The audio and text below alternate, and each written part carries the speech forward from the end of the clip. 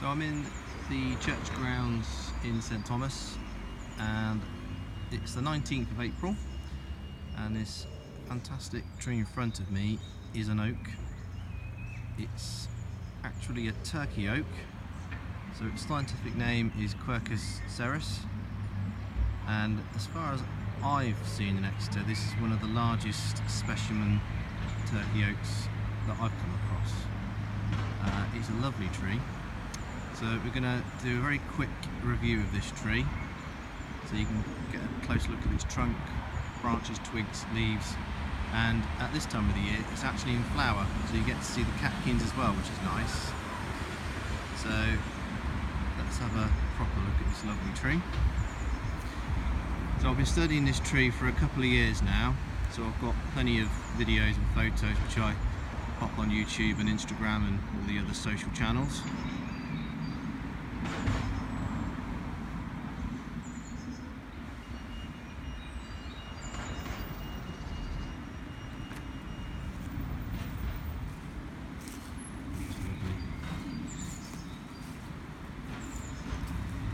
So like our own oak tree, you've got that very, well, with the mature oaks anyway, sort of rugged bark.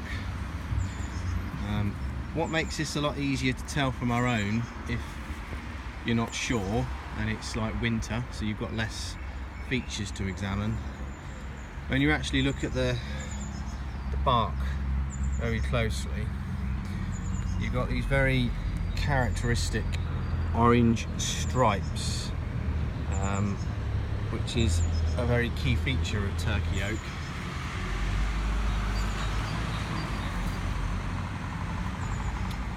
And they're quite common with oak trees and beech as well. You've got holly, which is a very common understory shrub, very common association with the two, oak and holly. And what we'll do now, we'll have a quick look at the whole tree, just so you can get a rough idea of its shape and just what a great tree this is. Look at that. That's stunning, isn't it? And the amount of wildlife this supports just through the roof. So, some interesting facts about turkey oak. So it's not native, and as the name suggests, it's from Turkey. It's native around that area. It was introduced in the UK in the 18th century, not exactly sure of the year, but that's when it made its way over to the English shores. I believe, from what I've studied, it was actually brought over to be used more for construction.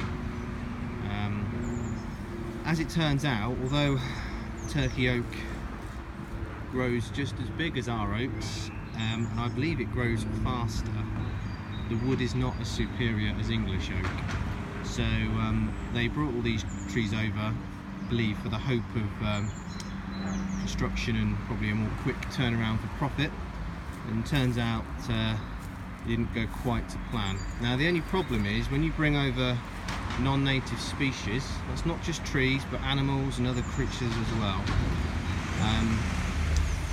you can often introduce a lot of pests and diseases, which is actually what happened. So when turkey oak was brought over, you know, many years ago, they also brought over some of the insects with it, gall wasps in particular. So unfortunately that had a massive impact on our own oaks, because the turkey oaks were more resistant to it, but our English oaks are now plagued with all these gall wasps, which are fascinating creatures in their own right. Their life cycle is, when you read it up, is truly amazing. The problem is it doesn't damage the trees to the point where they would have health risks, but it does seriously hinder their reproductive capability. So you know, all the parts of the tree, you have all the lovely galls, but that has a massive impact on what sort of valid acorns will then be produced. But that's, like I say, another story to tell. But so yeah, Turkey oak, although non-native, still a lovely oak tree, and similar to our own oak, the level of biodiversity that these trees produce is extremely high. So oak trees are welcome in parks, green spaces, and in this case church grounds.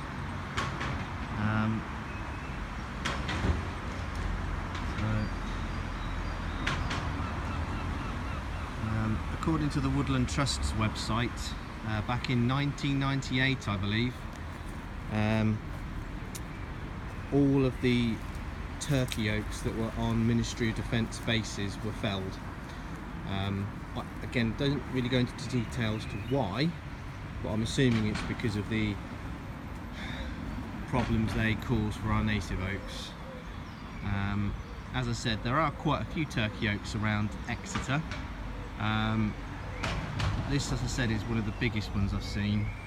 We've got a couple of younger specimens in Southern Hay, and generally when you're out and about you probably will bump into one, but from a distance you probably just think it's a normal English oak. But we're going to have a look at the leaves and the twigs and the branches now, just so that you can get a clearer distinction of the difference. I mean, actually, if we look at the very base of this lovely oak, not only have you got a holly, you've got a yew as well. So just goes to show you how amazing all of this links together. Two understory species. Well, technically yew grows on its own, but in this case it will be an understory shrub, assuming it can survive, and hopefully it will do. So again, yew and holly are, these species at any rate, are native evergreen species. And again, typically in church grounds you have lots of yew trees, shrubs sometimes, and holly's widely planted anyway. So we're going to have a look at the twigs, the branches and the leaves.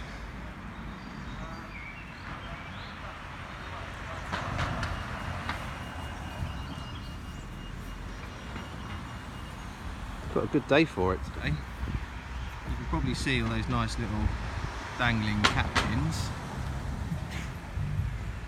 So, regards all oak trees, they are monoecious in nature. So that means the male and the female flowers are on the same tree but different parts.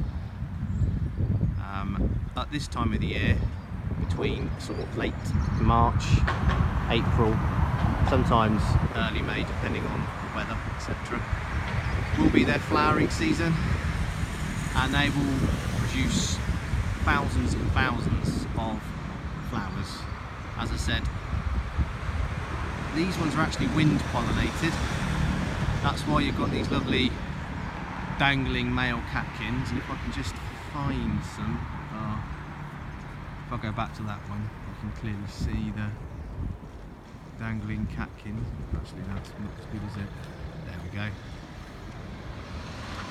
So the male flowers will come out before the female, which is fairly common for this for wind pollinated flowers on trees anyway. Their job is just to get as much of the male pollen released into the air, and then later on you will have the female flowers, which look nothing like the male flowers because they're very close to the twig or part of the bud system. Where is it? There we go. So you probably can't hear me now because of that massive military plane. Going back to the flowers, as I said, the male and female flowers are very different. So the female flowers will be like small little, almost like rosettes as they were, but then they will actually develop into the acorns, and I think we're very lucky in the fact that I might actually be able to see some young female flowers. Where are we? I thought I saw one then. Oh no, I was... Ah yes, there is. Oh, it's hard to see, sorry, there's so much. If I can just move. Oh, okay, this is from last year, but it's a bit too early for the female flowers to be visible properly anyway. It's an interesting one.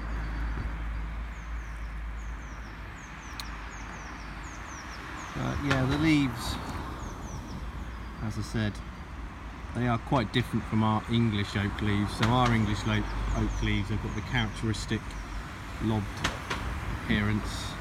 And the other thing with Turkey oak is the sort of terminal buds, the ends are a bit more, I suppose, scruffy. There's more finer ends to them. But again, if we have a look at all those male catkins, as I said, we're coming to the end of the flowering season for the male catkins now.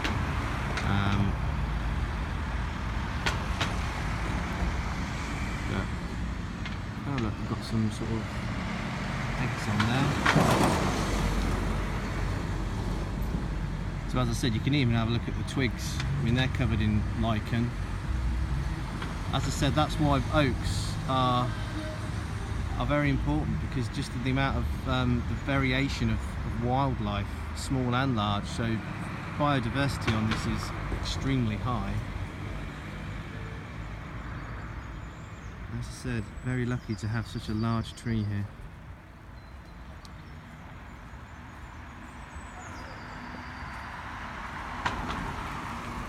We'll get to see some of the younger leaves as well. That's when it doesn't focus on the grass. Sorry, before I do that. There.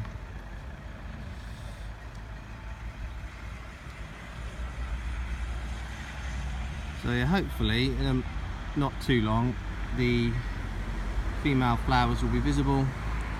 I was trying to find some, but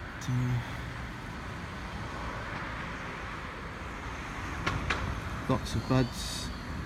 Oh, there you go. You might actually, so just on that twig there. But that looks like it's damaged, that twig. But yeah, I'll try and come back when the female flowers. Oh look, there's one of those wasps that parasitic wasp looking for caterpillars and other bits and pieces. So as I said, we've only been here a few minutes and seeing all sorts of interesting creatures on here.